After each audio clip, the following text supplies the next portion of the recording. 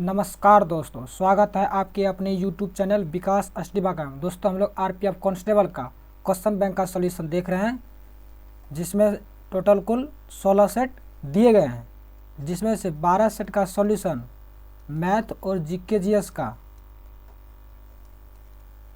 Complete solution करवा दिए हैं। अगर आप लोग नहीं देखें तो इस चैनल के प्लेलिस्ट में जाके देख सकते हैं।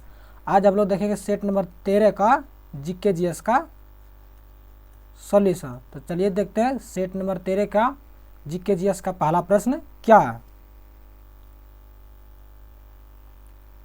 पहला प्रश्न है कि निम्न में से कौन सी नदी प्रशांत महासागर में गिरती है, यानी प्रशांत महासागर में कौन सी नदी गिरती है। तो वह जो नदी गिरती है वह यांग तसी क्यांग नदी प्रशांत महासागर में गिरती है, ऑप्शन नंबर डी इसका राइट आंसर हो जाएगा। ये जो यांग तसी क्यांग नदी जो है ये चीन की सबसे लंबी नदी है, और ये जो इंद्रावती जो नदी है यह म्यांमार की सबसे लंबी नदी है। अगला प्रश्न है कि जीवन और व्यक्तिगत स्वतंत्रता के संरक्षण को भारतीय संविधान के किस अनुच्छेद के अंतर्गत सुनिश्चित किया गया है। तो जीवन और व्यक्तिगत स्वतंत्रता का संरक्षण जो किया गया वह अनुच्छेद 21 के अंतर्गत सुनिश्चित किया गया, ऑप्शन नंबर बी इसका राइट आंसर हो जाएगा। और अनुच्छेद 16 में क्या क्या कहा गया, अनुच्छेद 16 में क्या कहा गया, लोक नियोजन में समानता, लोक नियोजन में समानता। और आर्टिकल 14 में क्या कहा गया, विधि के समक्ष समानता। और आर्टिकल 12 में दिया गया मौलिक अधिकार की परिभाषा। मौलिक अधिकार आर्टिकल 12 से लेकर आर्टिकल 35 तक दिया गया है, जो कि यूएसए के संविधान से लिया गया। मौलिक अधिकार कहाँ से लिया गया, यूएसए के संविधान से लिया गया।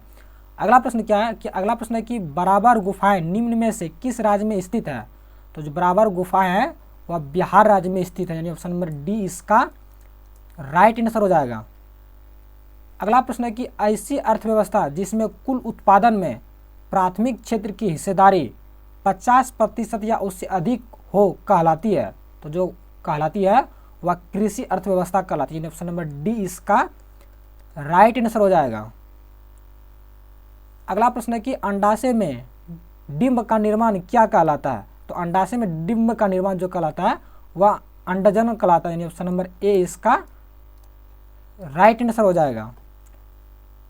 अगला प्रश्न है कि मेघालय पठार की कौन सी चोटी सबसे ऊंची है। तो मेघालय पठार की सबसे जो ऊंची चोटी है वह शिलोंग है, यानी ऑप्शन नंबर बी इसका राइट आंसर हो जाएगा। मेघालय पठार यानी मेघालय में जो है गारो, खासी, जयंतिया, ये तीनों पहाड़ी कहाँ है, मेघालय है। गारो, खासी, जयंतिया, ये तीनों पहाड़ियाँ कहाँ है, मेघालय में। और ये जो शिलोंग है ये किसकी सबसे ऊंची चोटी है, तो ये खासी पहाड़ी की सबसे ऊंची चोटी है। अगला प्रश्न है कि भारतीय संविधान का भाग 20 किससे संबंधित है। तो भारतीय संविधान का भाग जो 20 है वह संविधान के संशोधन से संबंधित है, यानी ऑप्शन नंबर ए इसका राइट आंसर हो जाएगा। अगला प्रश्न है कि केंद्रीय बिक्री कर उदाहरण है। तो केंद्रीय बिक्री कर किसका उदाहरण है, वह अप्रत्यक्ष कर का उदाहरण, यानी ऑप्शन नंबर डी इसका राइट आंसर हो जाएगा। अगला प्रश्न है कि 1955 में योजना आयोग द्वारा नियुक्त ग्राम और लघु उद्योगों से संबंधित समिति को किस नाम से जाना जाता है। तो यह जो जाना जाता है वह करवे समिति के नाम से जाना जाता है, यानी ऑप्शन नंबर ए इसका राइट आंसर हो जाएगा। अगला प्रश्न है कि पृथ्वी की किस परत को केनली हिवीसाइड भी कहा जाता है। तो पृथ्वी के क्या कहा जाता है, केनली हिवीसाइड। तो किस परत को कहा जाता है, तो कहा जाता है वह कहा जाता है आयन मंडल को, यानी ऑप्शन नंबर डी इसका राइट आंसर हो जाएगा। अगला प्रश्न है कि फॉरवर्ड रोल और बैकवर्ड रोल निम्न में से किस खेल के अहम हिस्से हैं। तो कौन से वर्ड है, फॉरवर्ड रोल और बैकवर्ड रोल, या जो संबंधित है या जिम्नास्टिक से संबंधित है, यानी ऑप्शन नंबर बी इसका राइट आंसर हो जाएगा। अगला प्रश्न है कि निम्न में से किस खेल में एक गोल पोस्ट की आवश्यकता होती है। तो जो गोल पोस्ट की आवश्यकता होती है वह होती है फुटबॉल में। किसमें, फुटबॉल, यानी ऑप्शन नंबर डी इसका राइट आंसर हो जाएगा। अगला प्रश्न है कि निम्नलिखित में से कौन से बांध का निर्माण बराक नदी पर किया गया जो दामोदर नदी की सहायक नदी है। तो दामोदर नदी किस राज्य में बहती है पहले? तो दामोदर नदी झारखंड में बहती है। कहाँ? झारखंड में। और उसकी जो है बराक नदी सहायक नदी है। तो बराक नदी पर कौन से बांध बनाए गए हैं? तो जो बराक नदी पर बनाया गया वह तिलैया बांध बनाया गया बराक नदी पर, जो कि ऑप्शन नंबर 20 का राइट आंसर हो जाएगा। अगला प्रश्न कि कौन सा दर्रा हिमाचल प्रदेश को लाहौल जिले को लेह से जोड़ता है, यानी लाहौल जिले को लेह से जोड़ता है। हिमाचल प्रदेश का कौन सा दर्रा तो जो जोड़ता है वह बड़ा लाचला दर्रा जोड़ता है। ऑप्शन नंबर ए इसका राइट आंसर हो जाएगा। हिमाचल प्रदेश में 3 दर्रे, बड़ा लाचला, शिव किला और रोहतांग, ये 3 दर्रे कहाँ हैं? हिमाचल प्रदेश में, बड़ा लाचला, शिव किला और रोहतांग। नाथुला दर्रा कहाँ है? नाथुला दर्रा है आपका सिक्किम में। कहाँ है? सिक्किम में। बोमडिला आपका कहाँ है? अरुणाचल प्रदेश में। और दिहांग कहाँ है? ये भी अरुणाचल प्रदेश में। और एक होता है और दीफू भी कहाँ है? ये भी अरुणाचल प्रदेश में है। अगला प्रश्न है कि भारतीय संविधान में मूल कर्तव्यों के प्रावधान को किस संविधान से लिया गया? यानी मूल कर्तव्यों को किस संविधान से लिया गया? वह लिया गया सोवियत संघ के संविधान से। ऑप्शन नंबर डी इसका राइट आंसर हो जाएगा। अगला प्रश्न है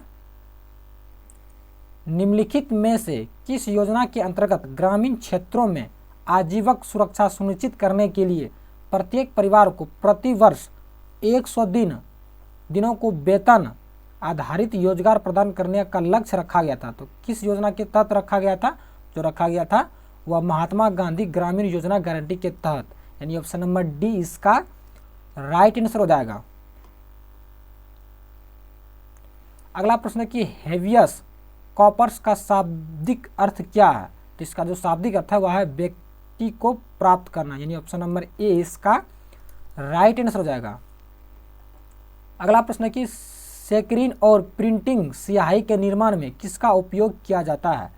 तो सेक्रिन और प्रिंटिंग स्याही के निर्माण में जो प्रयोग किया था वह टॉलुइन का प्रयोग किया जाता है। ऑप्शन नंबर ए इसका राइट आंसर हो जाएगा। अगला प्रश्न है कि अन्य पिछड़ा वर्ग यानी ओबीसी के अंतर्गत आने वाली जातियां में क्रीमी लेयर के निर्धारण के लिए किस समिति की नियुक्ति की गई है? जो समिति की नियुक्ति की है वह की गई है रामनंदा समिति, यानी रामनंदा समिति की नियुक्ति की गई है, यानी ऑप्शन नंबर बी इसका राइट आंसर हो जाएगा। अगला प्रश्न है कि ऊष्मा संचरण की वह कौन सी प्रक्रिया है जिसमें ऊष्मा के स्थानांतरण के लिए माध्यम की आवश्यकता नहीं होती है? तो जो वह प्रक्रिया वह विकिरण है, यानी ऑप्शन नंबर बी इसका राइट आंसर हो जाएगा। अगला प्रश्न है कि निम्न में से किसने 2018 के कॉमनवेल्थ खेलों में भारोत्तोलन में स्वर्ण पदक जीता? तो वो जीता था सतीश शिवलिंगम ने जीता था। ऑप्शन नंबर बी इसका राइट आंसर हो जाएगा। अगला प्रश्न है कि निम्न में से प्रतिप शर्करा किसे कहा जाता है? तो प्रतिप शर्करा तो किसको कहते हैं हम लोग? सुक्रोज को प्रतिप शर्करा कहते हैं, यानी ऑप्शन नंबर डी इसका राइट आंसर हो जाएगा। अगला प्रश्न है कि विश्व में गेहूं का सबसे बड़ा उत्पादक देश, तो गेहूं का जो सबसे बड़ा उत्पादक देश है वह चीन है, यानी ऑप्शन नंबर डी इसका राइट आंसर हो जाएगा। अब भारत जो है, भारत जूट के उत्पादन में प्रथम स्थान पे आता है, जूट के उत्पादन पर भारत। अगला प्रश्न है कि भारत के उपराष्ट्रपति का चुनाव कितने वर्ष के लिए किया जाता है? तो उपराष्ट्रपति का जो चुनाव किया जाता है वह 5 वर्षों के लिए किया जाता है। ऑप्शन नंबर सी इसका राइट आंसर हो जाएगा। अगर इसमें पूछा जाए कि राष्ट्रपति का पद किस आर्टिकल में दिया गया, तो राष्ट्रपति का जो पद दिया गया आर्टिकल 63 में दिया गया राष्ट्रपति का पद। अगला प्रश्न है कि भारतीय संविधान किस अनुच्छेद में सर्वोच्च न्यायालय के मूल अधिकार क्षेत्र से संबंधित प्रावधान दिए गए हैं? तो मूल अधिकार से संबंधित प्रावधान किस अनुच्छेद में दिए गए हैं? तो वो दिए गए हैं आर्टिकल 131 में, ऑप्शन नंबर बी इसका राइट आंसर हो जाएगा। अगला प्रश्न है कि उड़ीसा में गहरे समुद्र वाला कौन सा बंदरगाह स्थित है? तो उड़ीसा में गहरे समुद्र वाला बंदरगाह तो उड़ीसा में कौन है, पारादीप बंदरगाह। ऑप्शन नंबर डी इसका राइट आंसर हो जाएगा। ये जो विशाखापट्टनम बंदरगाह ये कहाँ है, ये आंध्र प्रदेश में, कहाँ है, आंध्र प्रदेश में है। और मुमुरगांव कहाँ है, ये गोवा में, कहाँ है, ये गोवा में है। और तूतीकोरिन कहाँ है, तूतीकोरिन जो है ये तमिलनाडु में है। और सबसे जो गहरा बंदरगाह है वो है विशाखापट्टनम। जो विशाखापट्टनम है आंध्र प्रदेश में जो है ये सबसे गहरा बंदरगाह है। अगला प्रश्न है कि अम्ल वर्षा के जनक के रूप में किसे जाना जाता है। तो अम्ल वर्षा के जनक के रूप में रॉबर्ट एंगस स्मिथ को जाना जाता है। ऑप्शन नंबर बी इसका राइट आंसर हो जाएगा। अगर इसमें पूछा है कि अम्ल वर्षा का कारण क्या है, तो अम्ल वर्षा का कारण है नाइट्रोजन ऑक्साइड और सल्फर ऑक्साइड, NO2 और SO2 जो है अम्ल वर्षा का कारण है। इससे भी प्रश्न पूछे जाते हैं एग्जाम में। अगला प्रश्न है कि पंजाब में मुख्य रूप से की जाने वाली कढ़ाई का प्रकार कौन सी है। तो इसमें जो कढ़ाई का प्रकार जो है वह फुलकारी है। क्या है, फुलकारी, यानी ऑप्शन नंबर ए इसका राइट आंसर हो जाएगा। और जो चिकनकारी जो कढ़ाई है ये कहाँ का, ये लखनऊ का है, लखनऊ उत्तर प्रदेश का है। अगला प्रश्न क्या है कि भारत के नियंत्रक और महालेखा परीक्षक की नियुक्ति किसके द्वारा की जाती है। तो महालेखक परीक्षक की नियुक्ति जो की जाती है वह भारत के राष्ट्रपति के द्वारा की जाती है, यानी ऑप्शन नंबर ए इसका राइट आंसर हो जाएगा। अगला प्रश्न है कि भूमध्य सागरीय कृषि प्रसिद्ध है। तो भूमध्य सागरीय जो कृषि प्रसिद्ध है वह विटीकल्चर है, यानी ऑप्शन नंबर ए इसका राइट आंसर हो जाएगा। और जो एपीकल्चर है, तो एपीकल्चर किसका अध्ययन, ये मधुमक्खी पालन है। क्या, ये मधुमक्खी पालन का अध्ययन है, मधुमक्खी। एपीकल्चर क्या है, मधुमक्खी पालन। और सेरीकल्चर क्या है, रेशम कीट, रेशम कीट का अध्ययन क्षेत्र, रेशम के कीटों का अध्ययन क्षेत्र। अगला प्रश्न है कि भारत छोड़ो आंदोलन के दौरान किसने करो या मरो का नारा दिया था। तो भारत छोड़ो आंदोलन, इसमें पहले पूछा जाएगा भारत छोड़ो आंदोलन कब किया गया। तो भारत छोड़ो आंदोलन जो किया गया था 1942 में। तो किसके द्वारा किया गया था, महात्मा गांधी के द्वारा। इसलिए महात्मा गांधी ने भारत छोड़ो आंदोलन के दौरान करो या मरो का नारा दिया था। ऑप्शन नंबर डी इसका राइट आंसर हो जाएगा। अगला प्रश्न है कि निम्न में से कौन सा बंदा बहादुर के रूप में प्रसिद्ध था। तो बंदा बहादुर के जो रूप में प्रसिद्ध था वह बंदा सिंह था। कौन था, बंदा सिंह, यानी ऑप्शन नंबर बी इसका राइट आंसर हो जाएगा। अगला प्रश्न है कि आगरा के किले का निर्माण किसके शासन काल में हुआ था। तो आगरा में किले का जो निर्माण हुआ था वो अकबर के शासन काल में हुआ था, यानी ऑप्शन नंबर बी इसका राइट आंसर हो जाएगा। अकबर किसका पुत्र था, तो अकबर जो है हुमायूं का पुत्र है। किसका, हुमायूं का पुत्र था अकबर। अगला प्रश्न है कि दीनबंधु मित्र ने अपने प्रसिद्ध नाटक नील दर्पण में किस विद्रोह का चित्रण किया गया। तो जो नील दर्पण में जो विद्रोह का चित्रण किया गया वह नील विद्रोह का चित्रण किया गया। ऑप्शन नंबर ए इसका राइट आंसर हो जाएगा। इसमें नील विद्रोह कहाँ किया गया था, तो नील विद्रोह पश्चिम बंगाल में किया गया था, नील विद्रोह पश्चिम बंगाल में। अगला प्रश्न है कि निम्न में से दौड़ की किस प्रतियोगिता में 400 मीटर की दूरी को तय करने के लिए 4 धावकों की आवश्यकता होती है। सभी को 100 मीटर दूरी की दूरी तय करनी होती है। तो किस में करनी होती है, 4 × 100 मीटर के रिले, यानी ऑप्शन नंबर डी इसका राइट आंसर हो जाएगा। अगला प्रश्न कि वह माध्यम जिसके द्वारा कोई सूचना ट्रांसमीटर से रिसीवर तक प्रसारित होती है तो कहलाती है। तो क्या कहलाती है, कम्युनिकेशन चैनल कहलाती है। ऑप्शन नंबर ए इसका राइट आंसर हो जाएगा। अगला प्रश्न है कि मैग्ना कार्टा नागरिकों के अधिकारों का घोषणा पत्र जिससे इंग्लैंड के सम्राट द्वारा किस वर्ष जारी किया गया था। तो जो जारी किया गया था वह 1215 ईस्वी में जारी किया गया था। ऑप्शन नंबर सी इसका राइट आंसर हो जाएगा। अगला प्रश्न है कि 1866 ईस्वी में लंदन में ईस्ट इंडिया एसोसिएशन का आयोजन किसने किया था। तो लंदन में ईस्ट इंडिया एसोसिएशन का आयोजन जो किया था वह दादा भाई नौरोजी ने किया था। ऑप्शन नंबर सी इसका राइट आंसर हो जाएगा। अगला प्रश्न है कि निम्न में से कौन सा खेल व्यक्तिगत खेल का उदाहरण है। तो व्यक्तिगत खेल का जो उदाहरण है वह हाई जंप है। ऑप्शन नंबर बी इसका राइट आंसर हो जाएगा। अगला प्रश्न है कि भारतीय राष्ट्रीय कांग्रेस की स्थापना किस वर्ष हुई थी। तो भारतीय राष्ट्रीय कांग्रेस की जो स्थापना हुई थी 1885 ईस्वी में हुई थी। ऑप्शन नंबर सी इसका राइट आंसर हो जाएगा। भारतीय राष्ट्रीय कांग्रेस के जो संस्थापक थे तो कौन थे, ए.ओ. होम थे। ए.ओ. होम थे भारतीय राष्ट्रीय कांग्रेस के संस्थापक। और इसमें जो इसके प्रथम अध्यक्ष थे, भारतीय राष्ट्रीय कांग्रेस के प्रथम अध्यक्ष कौन थे, तो अध्यक्ष थे डब्ल्यू.सी. बनर्जी थे। डब्ल्यू.सी. बनर्जी थे भारतीय राष्ट्रीय कांग्रेस के प्रथम अध्यक्ष, डब्ल्यू.सी. बनर्जी। अगला प्रश्न है कि अराकान यमा पर्वत निम्न में से किस देश में स्थित है। तो अराकान यमा जो पर्वत है वह म्यांमार में स्थित। ऑप्शन नंबर डी इसका राइट आंसर हो जाएगा। अगला प्रश्न है कि पर्यावरणीय आपदाओं के कारण जनसंख्या में होने वाली भारी कमी को निम्न में से किस रूप में जाना जाता है। तो जो जाना जाता है वह जाना जाता है बॉटलनेक प्रभाव में के रूप में जाना जाता है। ऑप्शन नंबर बी इसका राइट आंसर हो जाएगा। अगला प्रश्न है कि निम्न में से किस नदी को बिहार का शौक कहा जाता है। तो आप लोग इसका आंसर आपको पता ही होगा कि बिहार का शौक नदी किसे कहा जाता है। तो बिहार का शौक नदी कोसी नदी को कहा जाता है। ऑप्शन नंबर सी इसका राइट आंसर हो जाएगा। इसमें कोसी नदी का उद्गम स्थल कहाँ है, तो कोसी नदी का जो उद्गम स्थल है वह नेपाल के हिमालय से निकलती है। कोसी नदी नेपाल के हिमालय से कोसी नदी निकलती है। बिहार से आते हुए बंगाल की खाड़ी में बिहार में आते हुए गंगा नदी में मिल जाती है।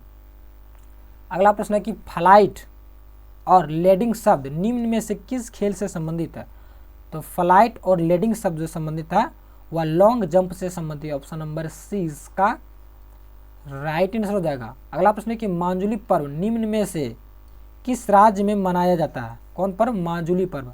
तो जो माजुली पर्व मनाया जाता है वह असम में मनाया जाता है। ऑप्शन नंबर ए इसका राइट आंसर हो जाएगा। अगला प्रश्न है कि रुद्र सागर झील किस राज्य में स्थित है। कौन सा सागर, रुद्र सागर झील। तो रुद्र सागर जो है त्रिपुरा राज्य में स्थित है। ऑप्शन नंबर ए इसका राइट आंसर हो जाएगा। अगला प्रश्न है कि विश्व अर्थव्यवस्था के साथ किसी देश की अर्थव्यवस्था के एकीकरण को कहा जाता है। तो जो कहा जाता है वह वैश्वीकरण कहा जाता है। ऑप्शन नंबर डी इसका राइट आंसर हो जाएगा। अगला प्रश्न है कि ब्रिटिश भारत में टेलीग्राफ के आगम के समय गवर्नर जनरल कौन था। तो उस समय गवर्नर जनरल डलहौजी था। ऑप्शन नंबर डी इसका राइट आंसर हो जाएगा। अगला प्रश्न है कि पौधे में वाष्पोत्सर्जन की दर मापने के लिए किस उपकरण का उपयोग किया जाता है। तो पौधे में वाष्पोत्सर्जन की दर को मापते हैं पेटोमीटर से। ऑप्शन नंबर बी इसका राइट आंसर हो जाएगा। अगला प्रश्न है कि निम्नलिखित में से आंध्र प्रदेश और तेलंगाना की संयुक्त पूंजी क्या है। तेलंगाना और आंध्र प्रदेश की संयुक्त पूंजी, तो इसकी जो संयुक्त पूंजी है वह हैदराबाद है। ऑप्शन नंबर ए इसका राइट आंसर हो जाएगा। दोस्तों हमारा यहाँ पे सेट नंबर 13 का जीके जीएस का सॉल्यूशन समाप्त हो गया। इसका जो मैथ का जो सॉल्यूशन है इसके हम लोग नेक्स्ट वीडियो में इसका मैथ का सॉल्यूशन देखेंगे। अगर दोस्तों आपको ये वीडियो पसंद आया हो तो वीडियो को लाइक एवं चैनल को सब्सक्राइब जरूर करें। अगर आप इसका पीडीएफ प्राप्त करना चाहते हैं तो हमारे टेलीग्राम चैनल से जुड़ जाइए, जो कि डिस्क्रिप्शन में लिंक दिया गया। तो मिलते हैं हम लोग सेट नंबर 13 के मैथ के सॉल्यूशन के साथ। तब तक के लिए जय हिंद।